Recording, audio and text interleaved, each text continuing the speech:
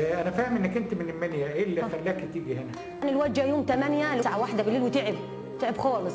فكرنا ان احنا ننقذ الواد. من ساعه ما جينا واحنا داخلين من 9 7 رعايه واهتمام وعلاج ودكاتره طبعا مع فوق ما تتصور واخلاق بيعاملوا بشر. انا كان المفروض ازور المستشفى من فتره طويله، لكن كنت كل مره ااجل.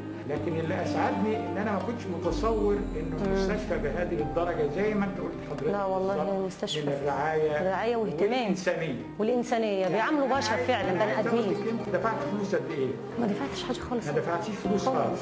يبقى معنى هذا انك انت بتتعالجي بتكلفه بتتحملها جهه ما. صح. الجهه دهيا هم المتبرعين، وربنا يبارك في استمراره ايضا. وانا واثق ان هو هيستمر. نعم.